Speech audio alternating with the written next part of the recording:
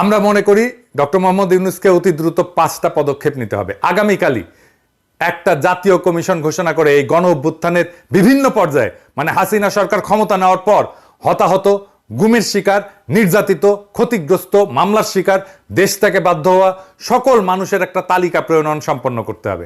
যাদের অঙ্গহানি ঘটছে, অন্ধত্ব বরণ করছেন, যারা আহত হয়ে যন্ত্রণায় কাটাচ্ছেন, তাদের সর্বোত্তম চিকিৎসার ব্যবস্থা করতে হবে, পুনর্বাসন করতে হবে, নিহতদের পরিবারের পুনর্বাসন করতে হবে।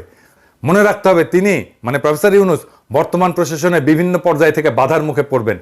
সেই জন্য দ্রুত আইন শৃঙ্খলা পরিস্থিতির উন্নতি সাধনের জন্য আগামী 24 ঘন্টার মধ্যে তাকে সারা দেশের সকল পর্যায়ে বৈষম্য বিরোধী সংগ্রাম কমিটি গড়ে তোলার ডাক দিতে হবে।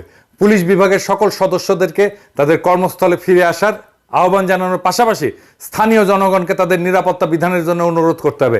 তারপর যৌথভাবে জনসম্পৃক্ত পুলিশ ব্যবস্থা গড়ে তোলার কঠিন কাজ শুরু করা যাবে।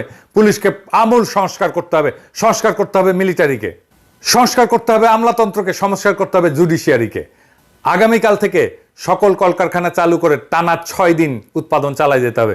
6 মাসের জন্য সরকারি সাপ্তাহিক ছুটি 2 দিনের জায়গায় 1 দিনে নামায় আনতে হবে। শনিবার থেকে সকল শিক্ষা প্রতিষ্ঠান খুলে দিতে হবে এবং বিগত আন্দোলন সংগ্রামের কারণে পাঠ গ্রহণ এবং শিক্ষার যে ক্ষতি হয়েছে তা পূরণের জন্য প্রয়োজনীয় উদ্যোগ নিতে হবে।